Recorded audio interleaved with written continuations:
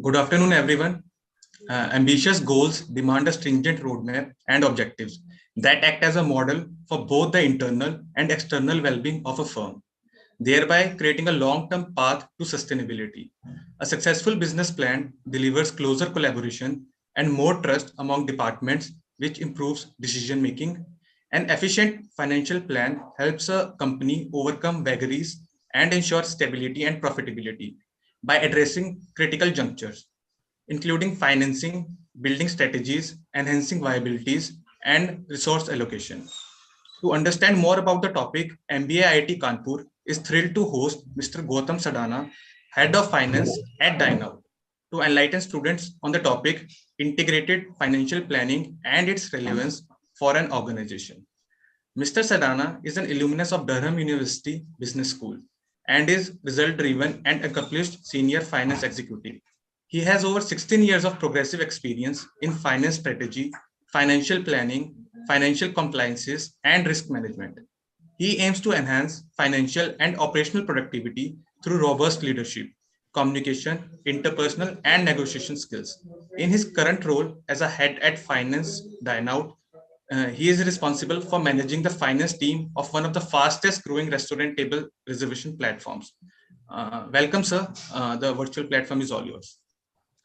Thank you so much, Anshul, for this gracious introduction, and a very good evening to all of you guys. And I'm also, my sincere apologies to kind of, take a slot from your Sunday evening, guys. But I'm sure that, it'll be a useful one, and we'll all make it very, very interactive so that, it's beneficial for both of us. So, guys, without further ado, Anshul, I think you'll need to give me the screen sharing rights, please. Yes, sir. Please.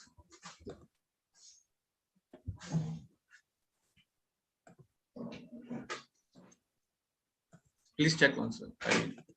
Yeah. I've shared. Okay. Perfect. Yes, sir. It is visible. Cool.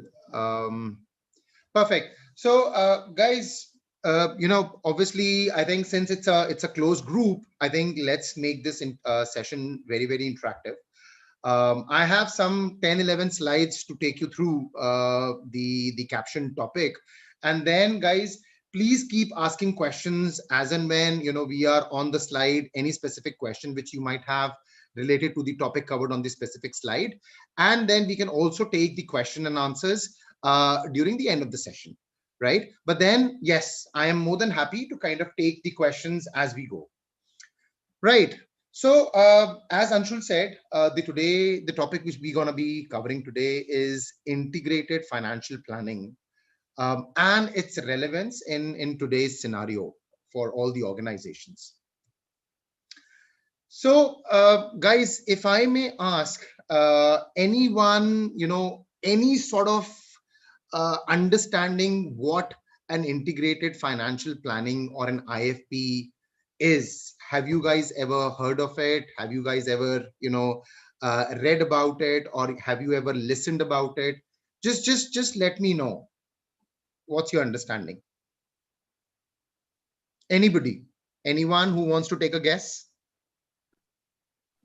I think, sir, integrated financial planning is about to we segregated our task, and according to that, we manage the finances of each and every task. Maybe I think I haven't read about it, but it's a guess. No.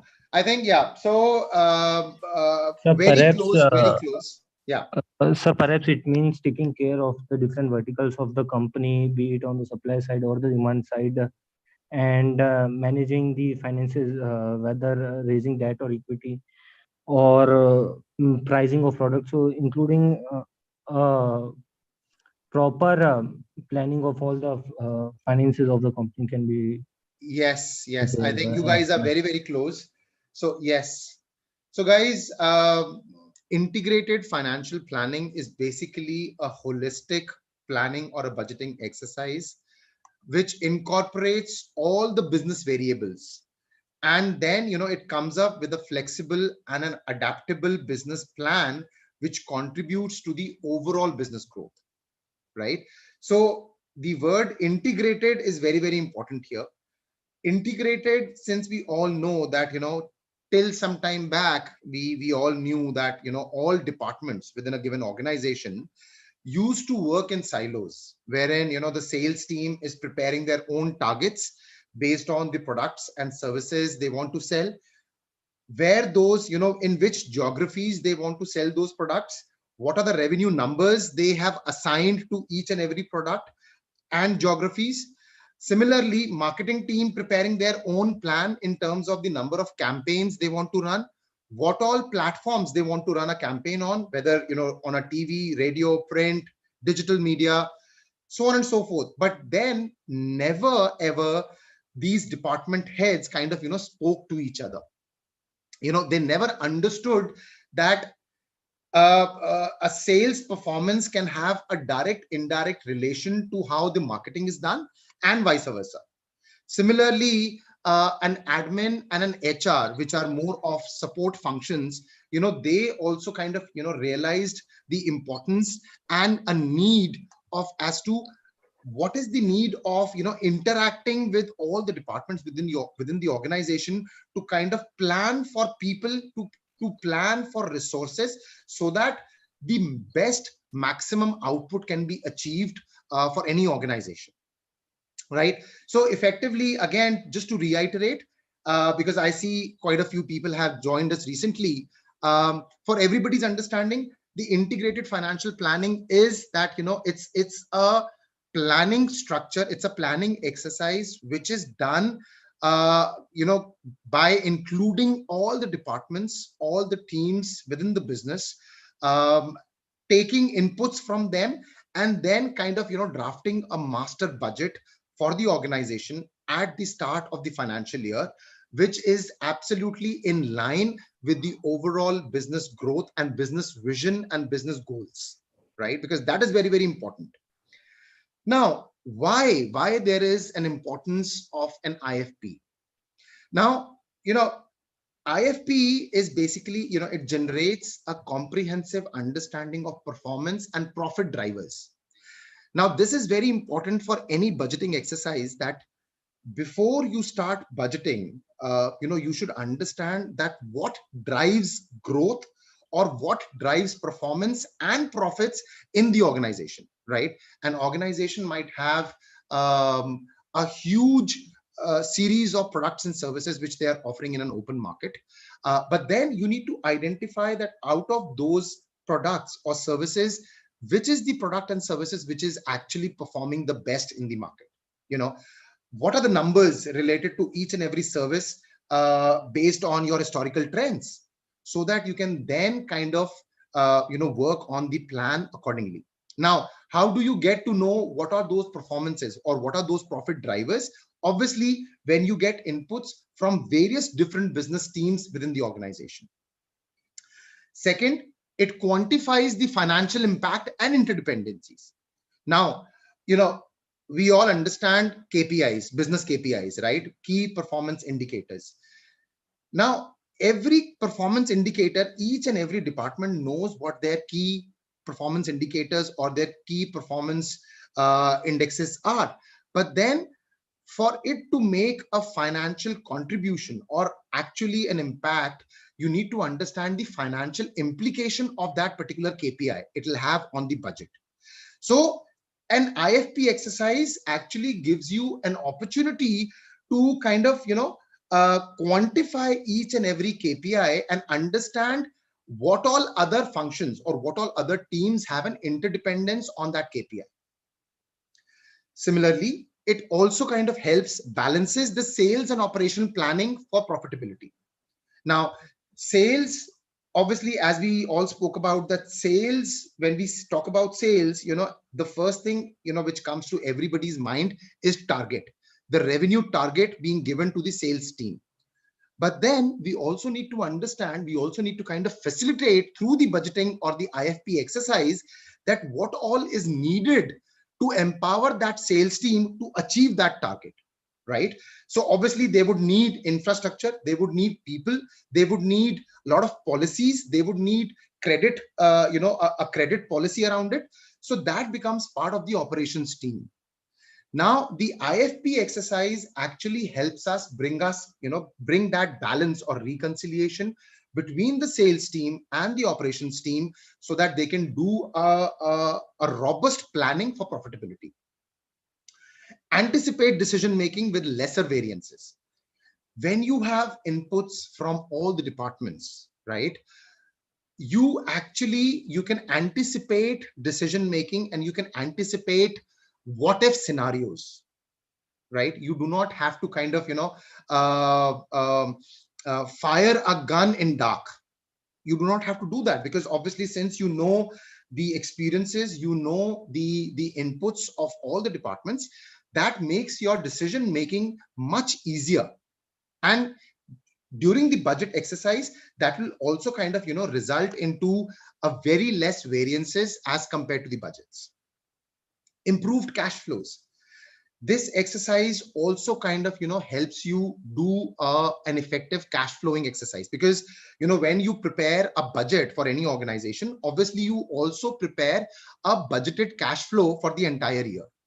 Now, without the inputs of the sales team, or without the inputs from the collections team, you will not be able to kind of anticipate or work on a realistic cash flow. The sales team will tell you that what are the credit terms they are selling the products and services on. The collection teams will tell you, based on their historical trends, as to within how many days or months or weeks they have been able to collect a specific money against a specific invoice. So that will give you an idea as to how you have to plan your cash flows. And then, of course, the other side of kind of integrating or implementing an integrated financial planning is to kind of inculcate a better interdepartment coordination, right? Because obviously, with this entire exercise, departments start speaking to each other. So obviously that brings in a better coordination among those departments. Any question or any inputs on this slide, guys? Okay, so I'll move.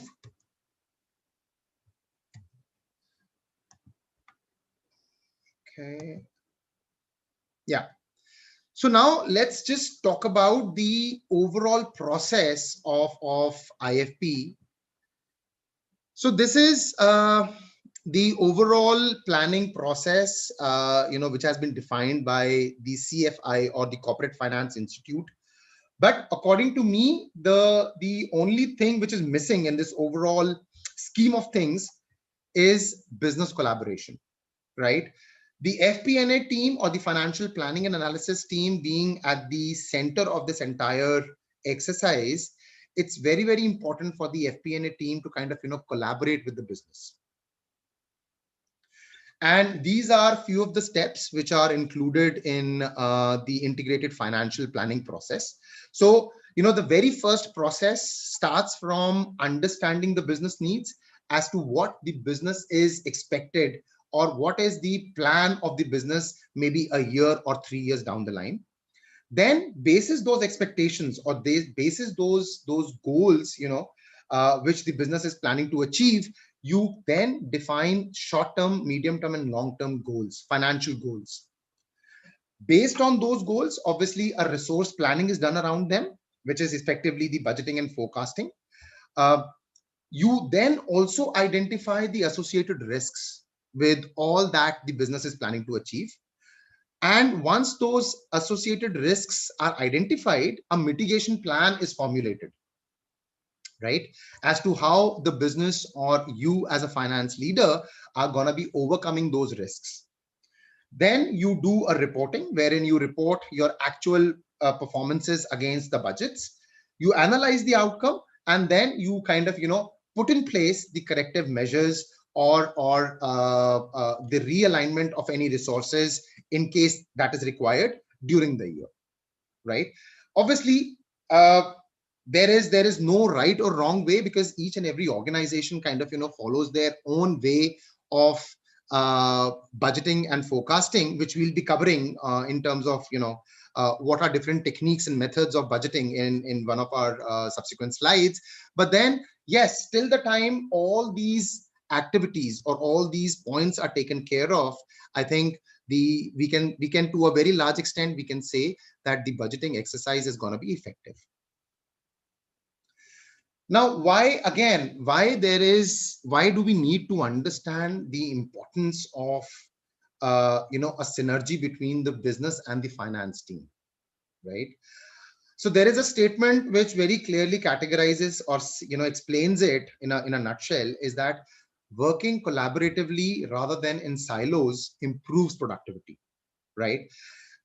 Just to give you a small example, now since you guys are all back on campuses, I am sure you'll, as part of your curriculum, you'll also have a lot of group activities, a group projects and everything. Now, you will yourself feel when you are doing a self-study or a self-project versus a group project, you tend to, see that the productivity of each and every individual enhances. When you interact, it's not only that you kind of, get an opportunity to give your inputs, but then you also gather information and inputs from others and their thought process, which kind of broadens the overall perspective of you for looking at a specific scenario. So why do we need business collaboration? Because it actually helps us gather info on new products and services in the pipeline. The finance team always understands through this activity as to what all new products and services the business is planning to launch during the financial year. You also kind of gets to understand the issues and concerns which the existing services your customers are facing with your existing services, right? These kind of information and inputs can come to you or flow to you from your customer support teams, your CRM tools, which captures your customers inputs, which captures your customers feedback.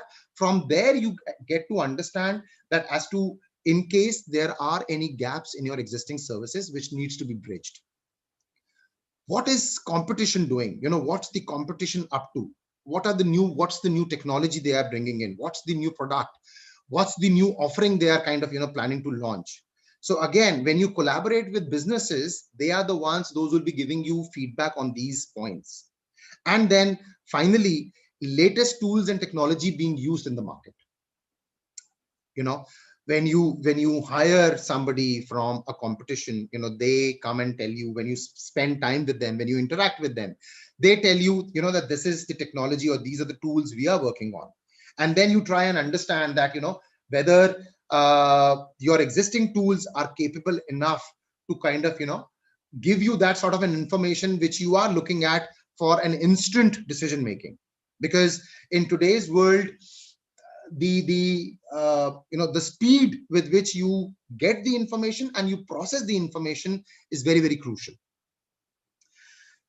Another kind of benefits of business collaboration. So effectively, I have distributed the benefits into three broad categories. One is the financial benefit, because you obviously get an opportunity to do a cost optimization and better utilization of the resources.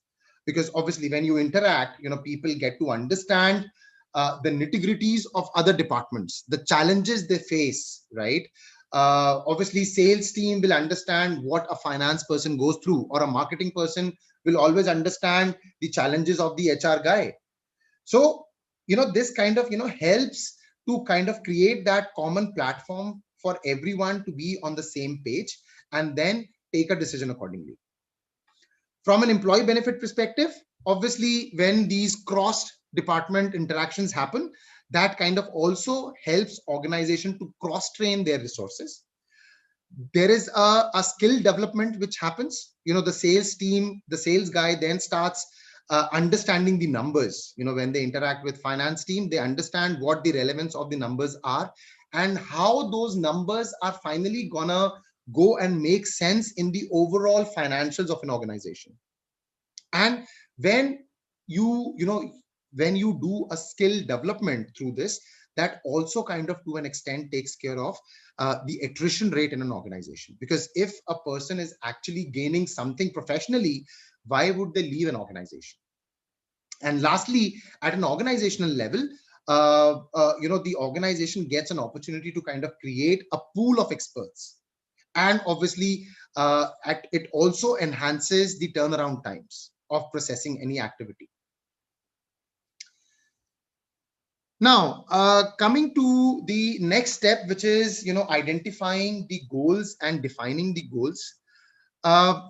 This is a concept of SMART goals, which has been, given by George Doran, Arthur Miller, and James Cunningham, in one of their articles where they have defined SMART way of managing management goals. So their definition of SMART is specific, measurable, attainable, relevant, and time. By time, obviously, that every goal has to be achieved within the given time frame. Then only it will make sense, right? So what are goals? We all understand that, to break a bigger task into smaller and measurable, attainable tasks, relevant to the overall objective and values of the organization, and are achieved within the given timelines. And why is goal setting important? It's very important because it gives task a relevant focus. A person or an employee who has been assigned a specific goal knows what is expected from him, because he has been told, or that goal has been quantified, that you have to achieve XYZ within next 3 months. So it also helps kills monotony and motivates. People always gets motivated when you give them goals, achievable goals, measurable goals, and then obviously you keep monitoring them and you keep motivating them throughout their working towards achieving that goal. As a manager or as a leader, it also kind of helps to measure the progress or performance of your team towards the achievement of that goal.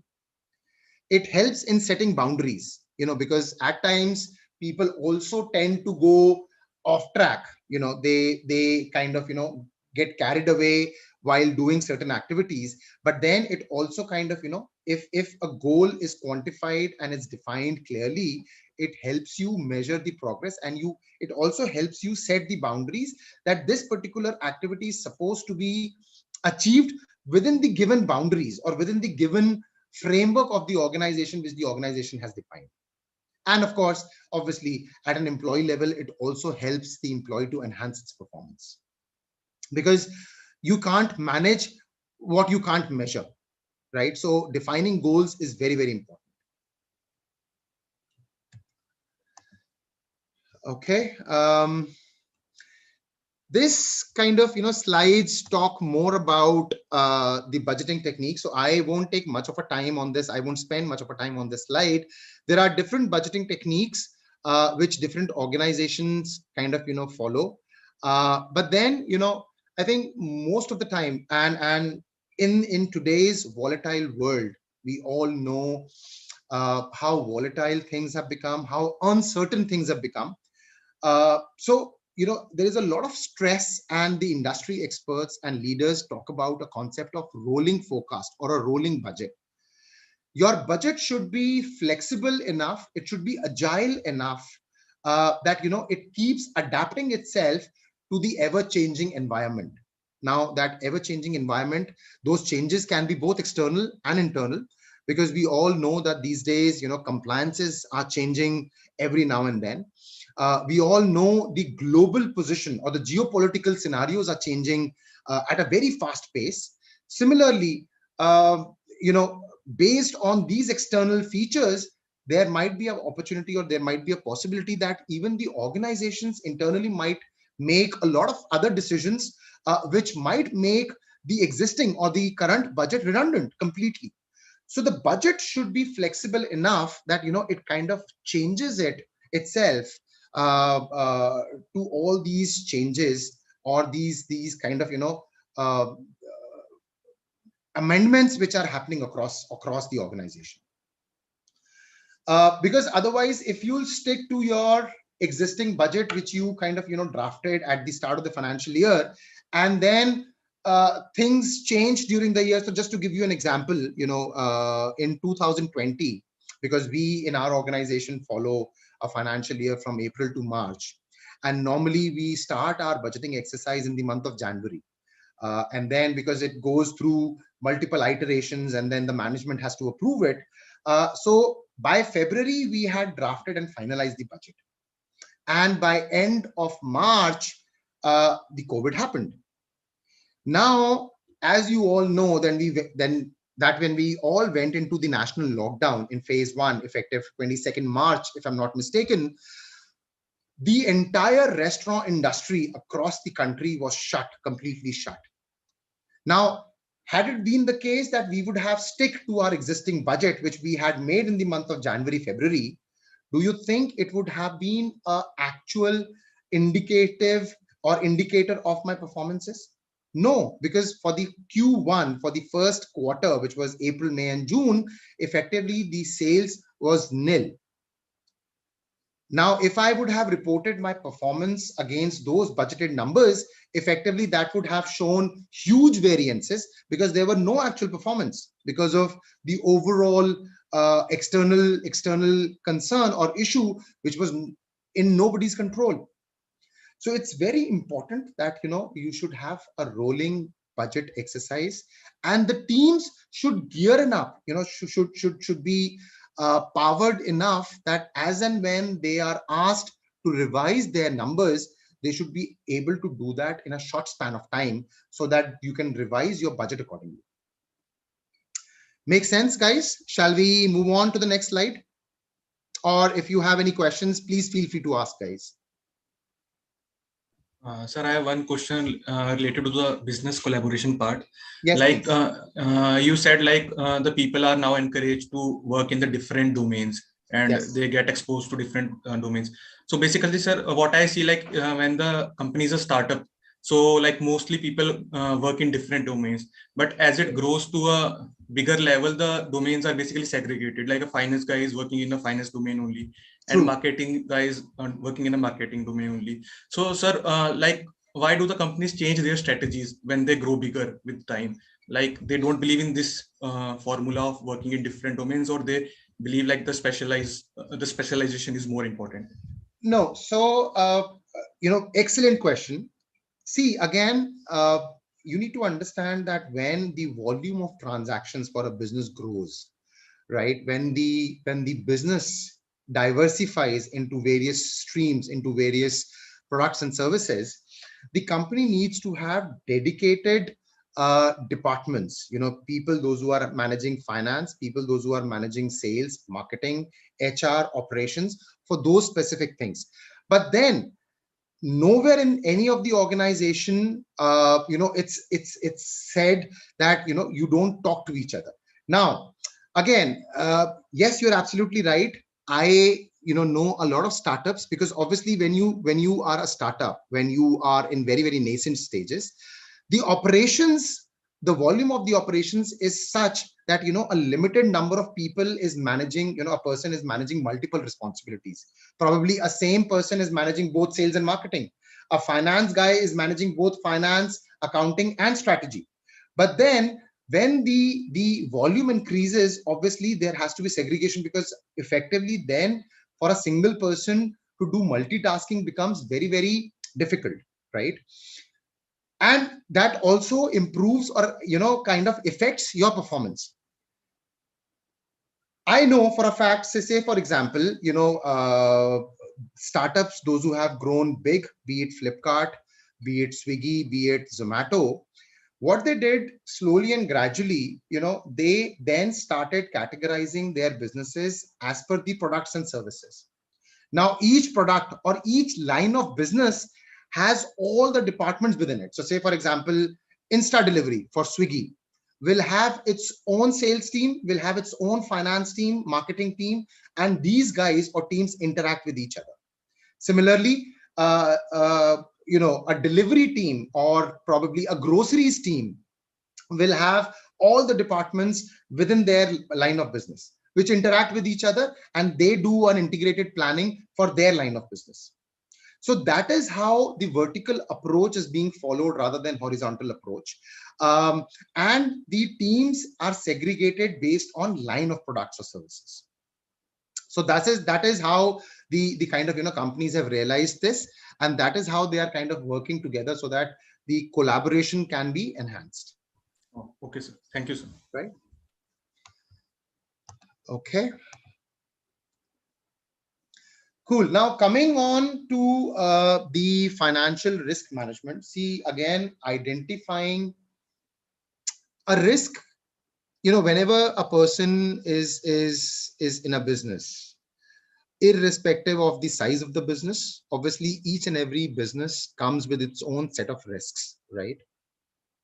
And if any person says that my business model is absolutely risk free, effectively that person doesn't have any business model, because each business model has its own set of risks.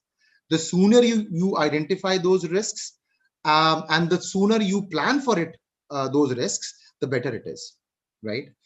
um, to my mind, the financial risks can be categorized in four major categories. One is your market risks, which is change in market conditions, risk of getting redundant and obsolete, which we kind of just spoke about. So you need to understand what the competition is doing, what the market is, where the market is heading towards, which kind of gives you a true understanding or an insight about as to what's the market risks are in store for you, which you need to take care of. Credit risk of extending credit to the customers. Are you doing majorly credit sales? What sort of a customers are you selling your products and services on credit? What sort of an exposure do you have? Are you doing required KYC or a credit rating of your customers before giving them credits?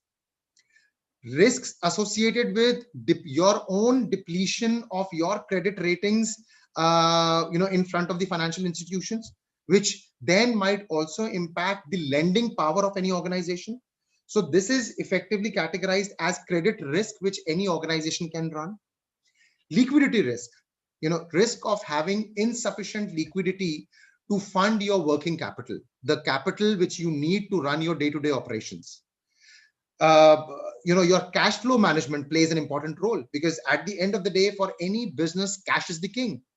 If you do not have cash in your balance sheet, irrespective what your profit and loss account shows, that profit and loss account has no relevance whatsoever, right? We all know that till the time your business operations doesn't generate cash for the business, effectively all those activities have no meaning. And then the operational risk, wherein we have a lot of external risks and internal risks. As we spoke, compliances, regulations, legal risks. And then if we talk about internal, we can have, in case of manufacturing units, those who have labor intensive setups, they might, have labor strikes, they might have ineffective internal controls, which can again, prove to be an internal risk. Now, how to manage those risks, right?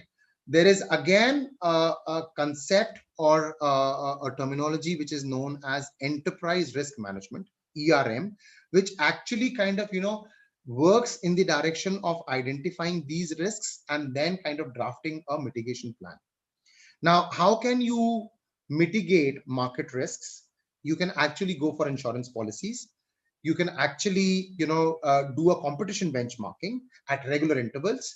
And then you can also hire external consulting firms to do a market feasibility study for your business as to where your organization stands vis-a-vis the main competitors in the market. That will actually give you an understanding of where the organization lacks, what all gaps you need to bridge and work on, so that you can then kind of, take those variables into consideration while drafting a budget for the organization. Similarly, to manage credit risks, you need to draft a credit policy for your customers, which has to be very, very stringent and which has to be followed religiously, because most of the sales team in most of the businesses, they don't follow these policies just to kind of, achieve their numbers. So implementation of the policies, because obviously formulating a policy is a much easier task, but ensuring that it is adhered to and it is, implemented is the key. And to make sure that your organization has best of credit ratings, you can always get your credit ratings done through an external agencies. There are a lot of agencies in the market today which actually does a credit rating, which actually proves helpful in case you want to go out in the open market and raise funds. For liquidity risk, it's very, very important that you regularly review your cash cycles.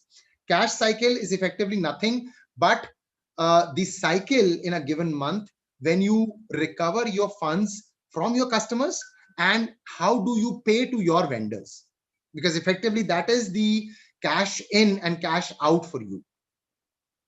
Review and recognize contingent liabilities. Now, if you as a finance person or as a business leader, if you foresee that there might be a probable risk which I can foresee, it's best that you provide for that risk now. You account for or recognize for that risk now. Revenue diversification, again, it's very, very important. So say, for example, to give you an example of how Dineout went into the diversification of products and services.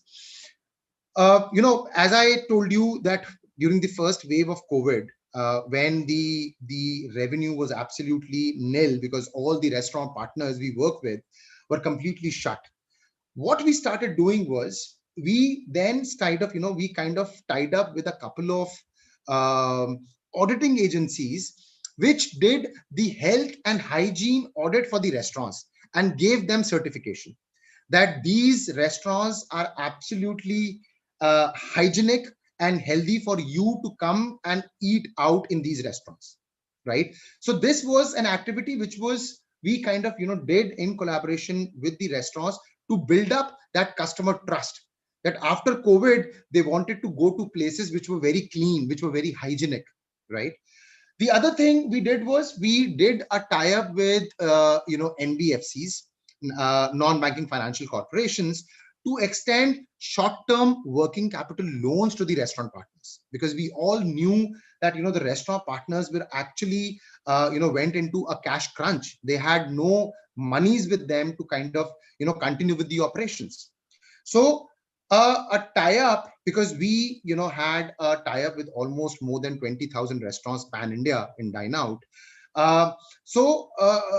Getting credit or getting a funds arranged from them for them through an NBFC on easy terms was a major business booster for them, right? And we charged a percentage commission out of that whatever loan was sanctioned to those restaurants.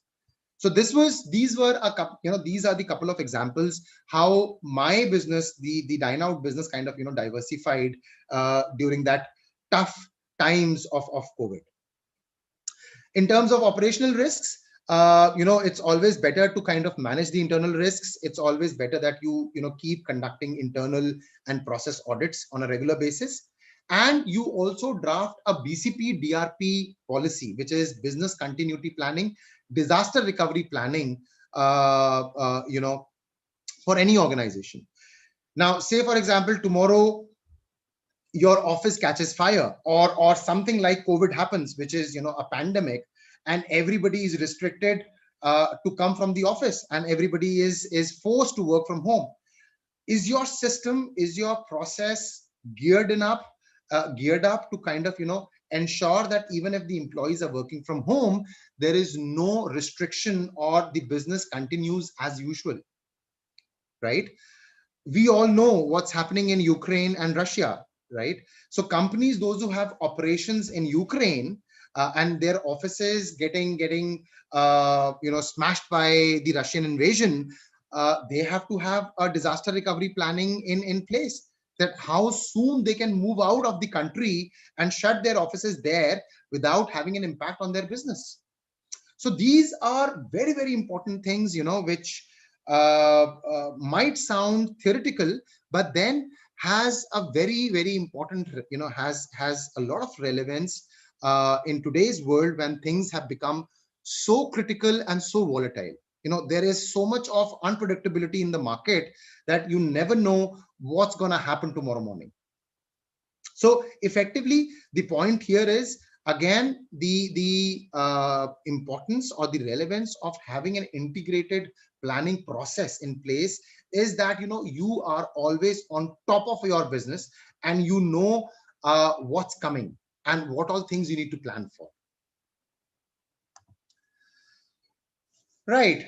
And then finally, obviously, whatever planning you have done, whatever variables you have defined, whatever KPIs you have defined and quantified, how best or how effectively those KPIs were able to perform is something which can only be analyzed through the reporting mechanism, right? If somebody tells you, till the time if somebody doesn't tell you in terms of numbers, how will you understand or how will you gauge as to what the actual performance of the business was, right? So that is why the financial reporting is very, very important. One, for management to make informed decisions based on financial health of the business.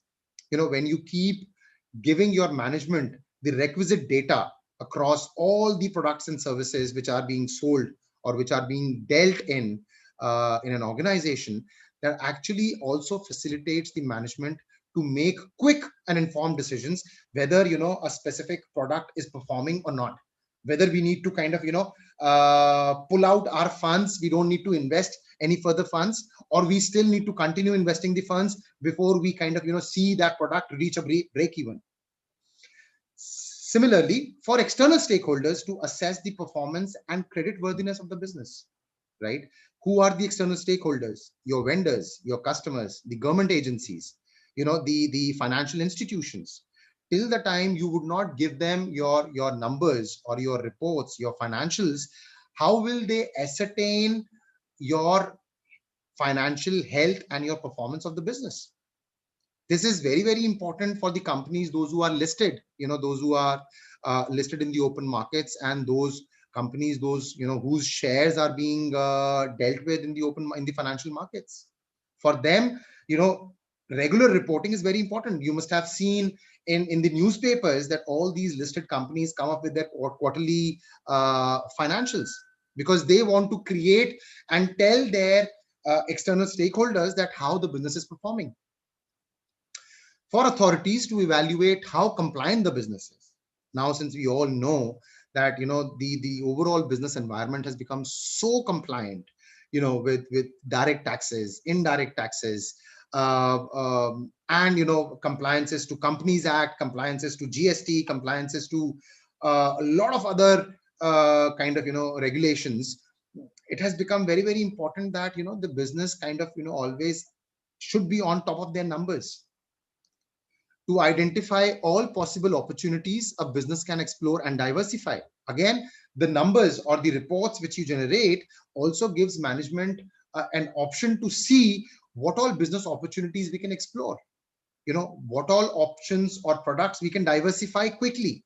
Since we are already, say for example, a business might take a call that since I am already, again, maybe if I can explain you through an example, I think that will make more sense to you. In the month of, say, August 2021, we decided as a Dineout, we decided to kind of acquire a business called Dineout.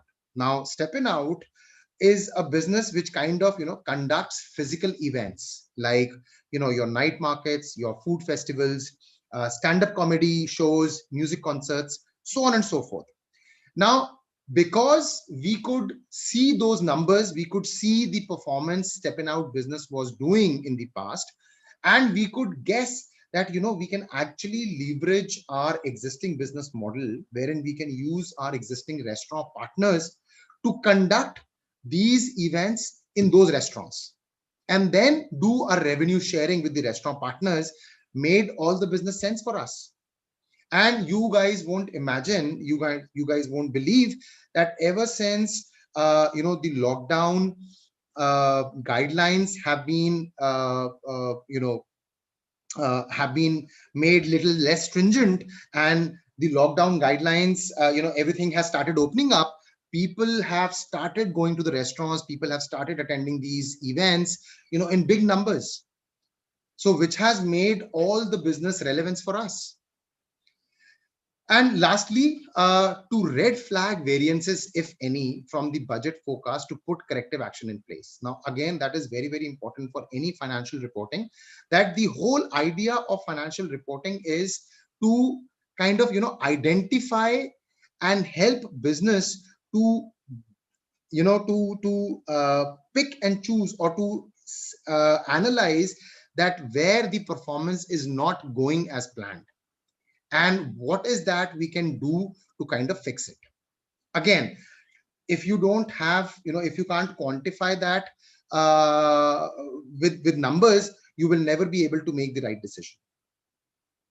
Now, what sort of financial reporting normally the companies work on is external reporting, which is your balance sheet, your profit and loss statement, your cash flow statements, and change in equity statement, right? This is very, very important.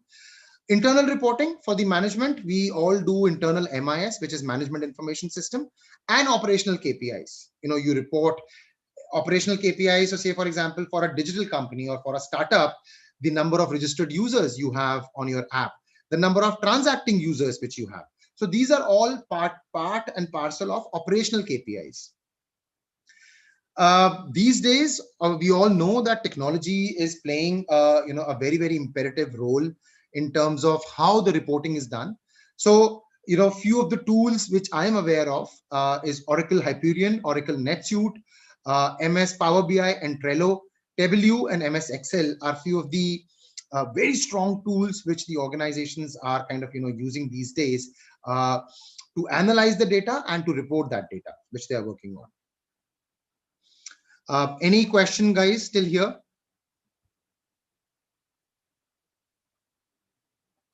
Okay, so moving on. Right. So as we all know, and since, before the start of the session, Anshul and Shashwat were telling me that most of you guys are from, a technical background. Most of you are technically savvy. So this effectively, this will, will be music to your ears, that we all know the relevance and importance of technology these days. Technology like artificial intelligence, machine learning, big data is something, which has been playing a pivotal role. And it has actually been transformative in the way financial planning and analysis is done these days. And some of the key advantages of technology are, new horizons, better and broader perspective, multiple variables can be analyzed in one go. In today's world, with startups getting into so many, brilliant ideas, it's you need to analyze and you need to gauge multiple variables or multiple inputs in one go. If you use technology, obviously things become much easier for you. Then the another importance or other benefit of using technology is that it gives you a real-time access to the data. With everything being available on cloud, on internet these days, fetching of real-time data has become a cakewalk. If you have the right technology in place, you can fetch real-time data, and then you can analyze it and quickly see how you can use it to your best use. Quicker turnarounds and fast decision making. Obviously, when you'll have data with you, if you will have relevant and timely data with you, that will also help you make faster decisions. Cost effective and easy integrations. These days, since there are so many technology and so many solutions available in the market, it kind of, once you implement it, it brings in a lot of product efficiencies, and hence it becomes cost effective for any organization, because obviously when things get automated, it's bound to have efficiencies in place. And then obviously there is the paperwork gets reduced to a very large extent.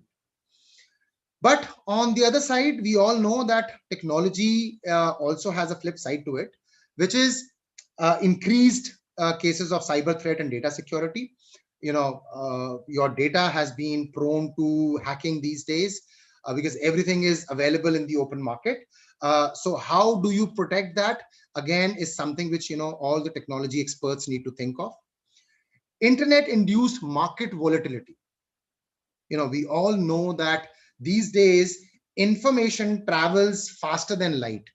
you know you want to go anything viral on internet, that's very, very easy, which again might at few times might go against the organization. Any uh, I hope we all know the cases we kind of heard about Maggie, that Maggie has zinc in it, right, leading to cancer and everything. Now we technically we don't have any idea, or there was never any data released in the market which actually substantiated those claims. But then since that news traveled so rigorously, that effectively the Maggie was out of market for almost 5 to 6 months. Similarly, technology becoming a rage. You know, everybody these days is talking about crypto and blockchains. So people, why it is a flip side is technology is something, when you try and understand or comprehend technology, from end to end, you understand it completely, what goes behind the curtains, right? People these days are more interested, or youngsters these days are more interested in cryptos, because they know that cryptos make them rich overnight. But what goes behind, what is the technology behind that crypto? People, they don't understand what blockchain is all about. People don't understand, because we all know that crypto is only a subset, or is an outcome of the technology of blockchain, right? Again, stringent regulations and compliances, because as we all know that even the government knows that there are increased cases of cyber threats and data security. So government has been coming up with more and more stringent regulations and compliances, which again kind of for any organization becomes or adds to their cost, because they have to then become compliant. So if you are taking, financial or a KYC data of your customer, if you are having your, PAN or an Aadhaar number of a customer stored on your platform, there are hell lot of compliances you have to comply with before the government can actually allow you to save that information onto your platforms. So this is nothing but an added cost for any organization. And then obviously last is more of a softer, I would say, a point which says that it lacks human touch and sensitivity, right?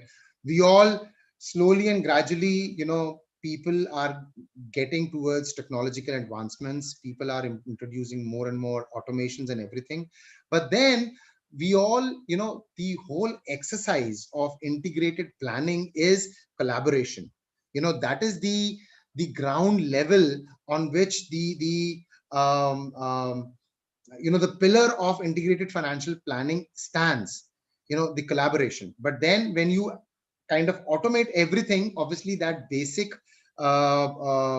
fundamental of IFP gets lost. Now, to be very, very effective in what you do, and to be successful in what you do, if you want to actually get into the finance domain as a leader, there are few acumens, mandatory acumens according to me, which a person must have in terms of to be successful when you become a finance leader, or when you chose to be get into the domain of finance. Obviously, we all know that over the years, the role of finance has evolved, it has transformed, and it is no more stereotyped to bookkeeping and controllership. Because bookkeeping, accounting, and it's all a post-mortem of what has already happened in the organization. There is no point. The point is forward-looking, how you can use that data to actually plan your performance a year down the line or 3 years down the line. So to do those things, obviously you need to have, first and foremost, you need to have the financial acumen, which is you should know how to read and interpret your numbers. You should have a strong command as to how a specific number is going to be impacting the performance, and where exactly that number is going to go and fit into the overall scheme of things. For that, you need to have data skills, analytical skills, strategic skills, right? Business acumen, a mindset that allows you to look at the whole picture, right? Most of the time, when I started my career way back, people used to think finance as a roadblocker. That finance to jab कोई काम अटकाना होता है, finance का काम होता है कि they simply ask questions. Why not this? Why do you doing this? Why are you spending money like this? What is the outcome? What is the ROI we're going to achieve out of this? But those things doesn't work anymore, right? The finance person also needs to have that business thought process, so that is the only reason, and that is the only way you will be able to collaborate with the business. Now, how do you achieve that business acumen? That is gained with experience and learning. Obviously, it is gained over a period of time when you become part of the business, through internal and external interactions. When you interact with business teams and external vendors and customers, that's how you try and understand the business acumen. Being active in industry specific association groups. Now, we all know that most of the industries have their own associations, they have their own professional groups. So if you become part of those groups, they keep organizing sessions, seminars and everything, which again gives you a lot of insights on how the businesses are performing. And then develop a habit to read. This is again very, very important. Guys, whatever you do, I would strongly recommend that at least half an hour to 45 minutes you should always read. Read the business section, read business newspapers, read business magazines, business journals. Look out for any analytical report from an analytical institute. Just go and kind of go through those reports, and then understand and see what are you able to make out of it. So that will again give you some sort of a business understanding. Tech acumen. To be tech savvy is very, very important to survive in this digital world. Real time, we have discussed these points as to what role the technology plays. And then last but not the least, soft skills, which is again very important to increase your performance and productivity at the workplace. When you are working with people, you need to have an empathy for them. You need to communicate with them. You need to be a patient listener. You need to be an effective listener as to what the other people have to say. Negotiation skills, customer service, teamwork, and of course, to keep calm under pressure. So these are very, very important soft skills, which I would say that any leader, not necessarily that you need to be part of finance, but any function you choose, these are very important for you to be successful in any organization. So that's it. I think we are right on time, guys. So that's about it. And I think now we have good enough, half an hour to kind of, take any questions which you might have. Anshul, you Yes, want sir. to facilitate that, please? Yes, sir. Sure, sir. Guys, you can raise your hand if you have any question. Yes, I see please. few hands. Manshu, you can go ahead. First of all, thank you so much, sir, for giving such an informative session on the topic. So I have a very small doubt regarding the topic. It seems like when we want to contribute something as a manager to the integrated business or financial planning, we must know the business and its industry from inside out. So what if we are we are a budding manager, we're just going to join and we are new to any sector or any industry, sir. Yeah. How do we contribute to this planning?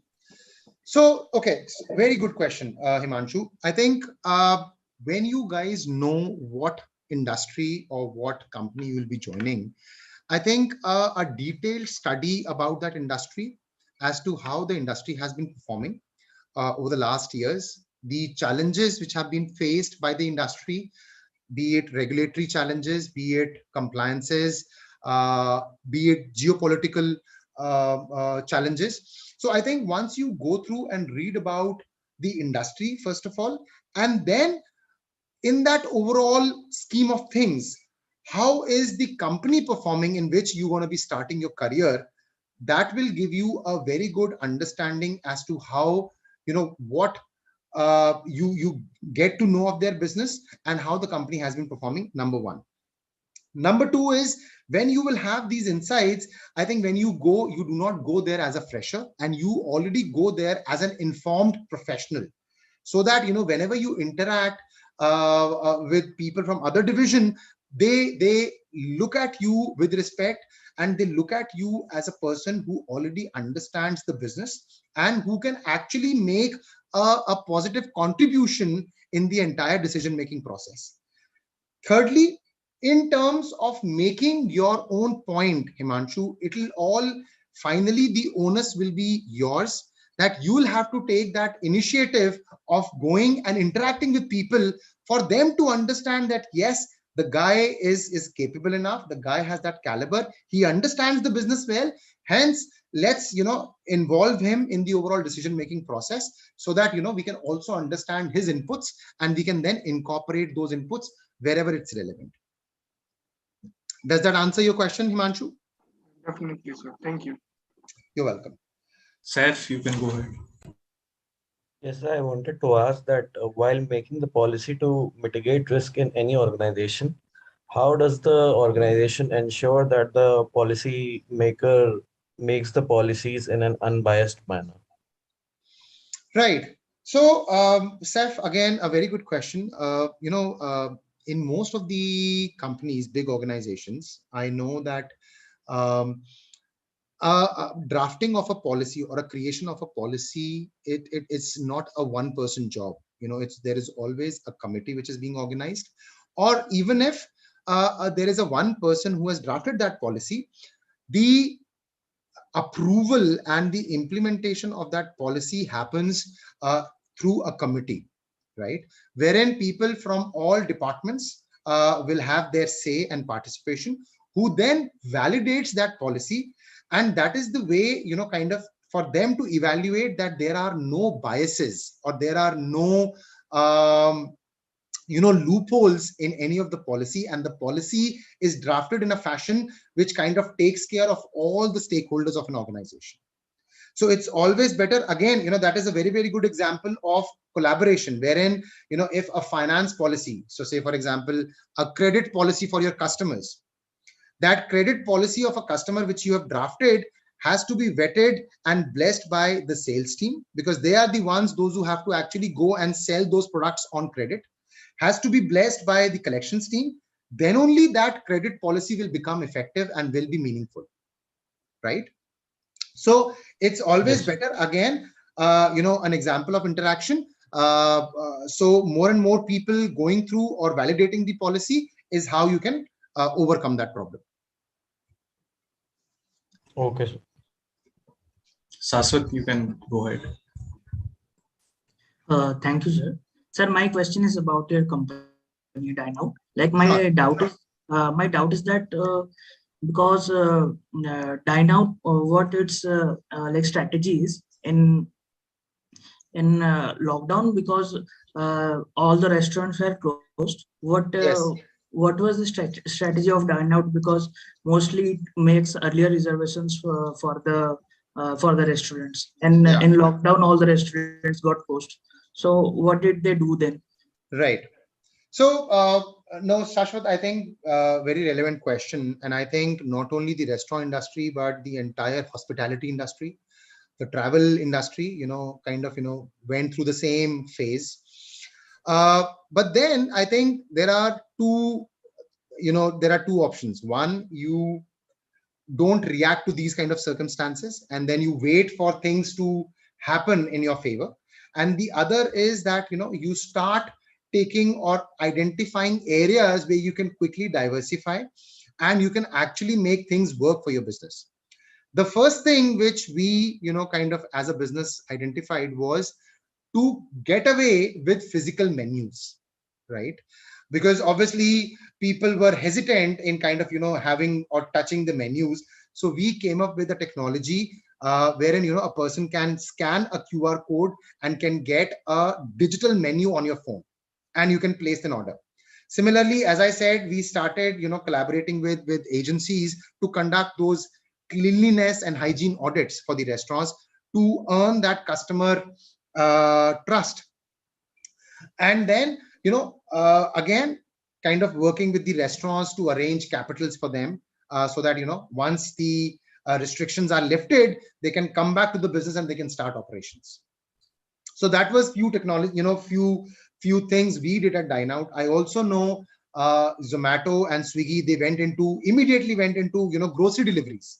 They diversified into grocery deliveries. In fact, Swiggy went to the extent of delivering alcohol in few of the states where they got clearances from the state governments.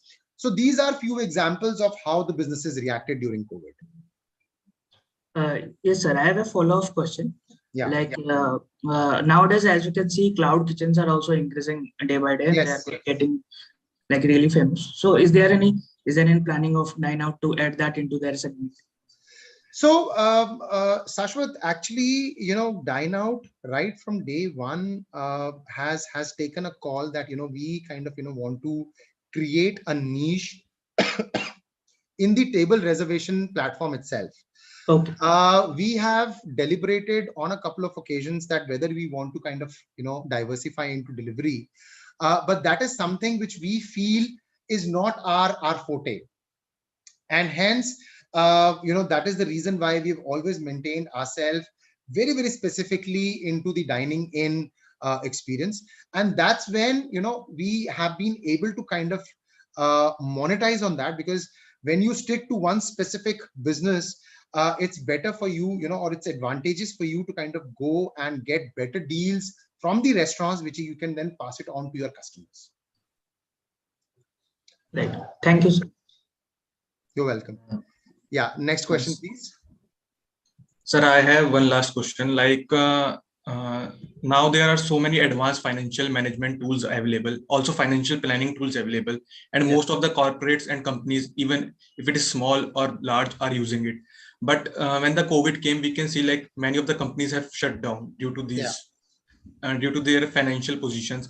So like how does these things happens? Like if they do all the risk management and all the financial planning, why do like when the situation like this come, most of the like almost 20% of the companies startups have like shut down their working. Yeah. So why do these things happen? So Anshul, see, the situation or the COVID pandemic was a situation which nobody had ever anticipated, right? We had something similar to this, which was called Spanish flu, which was 100 years ago. So, Yes, you sir. can imagine the fact that no system, no planning, no strategist would have ever thought of this happening to the industry. And this, this was globally, right? It did not impact single industry. Everybody, every individual, every organization was impacted in some way or the other. Obviously, the quantum was different. Few industries were gravely impacted, and maybe the IT sector wasn't that gravely impacted because people were still working from home and they were used to that sort of an environment. But then I think, again, I don't see, or I don't feel that as of now any system or tool is robust enough which can kind of guess or anticipate these kind of situations going forward. But let's see, hopefully with the way things are advancing, there might be technologies which might forecast these kind of pandemics going forward. You never know. Yes, sir. Thank you, sir. Sayan, you can ask your question. Okay, thank you, Anshul. So, sir, I have a very basic question. Like, how a finance guy's first goal in an organization? Like, is it to make company more profitable, or it is a kind of a horizontal, like you have shown us in the slides? Like, it should be a. So, Sayan, very good question. I think the most important and the most relevant role of the finance guy is to do value creation for all the stakeholders, right? Now, how do you do a value creation? the things we spoke about during the session is all subsets that, you collaborate with the business. You then do an integrated financial planning so that you ensure that your performance of the business, the financial performance of the business is intact and the business doesn't see any unforeseeable circumstances. Now, if things happen on track and there is a close bonding among all the teams of the organization, obviously things will fall in place. And if things will fall in place, everybody will start working towards the common goal of the organization. And if that goal is achieved, automatically the value is created for the stakeholders. Now, stakeholders is everybody, right from the owners or the management of the organization to the employees, to the government, to vendors, customers.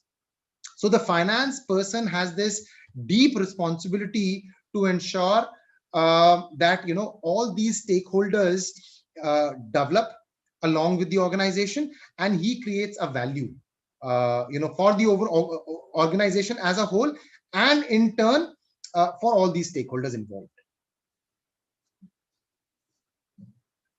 Okay, thank you, sir. I think there are no more questions.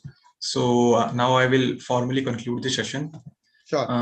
Yes, sir. It was indeed a very informative session, and we certainly have quite a few takeaways. On behalf of entire MBA IIT Kanpur fraternity, I would like to thank our guest speaker for sparing out his time on a weekend and enlightening us with his experience. Mr. Sadana shed light upon different risk management categories, compliance of a business. He also emphasized on the relevance technology that organizations leverage to transform the environment of their business. Sir, as a token of gratitude, we have planted a sapling at Sundarban National Park on your behalf, the certificate for which we will be sharing very soon. So now I will conclude the session. Thank you, sir. Thank you for your time. Thank you so much, guys. Thank you very much. It was, it was lovely interacting with you guys. And I wish you guys all the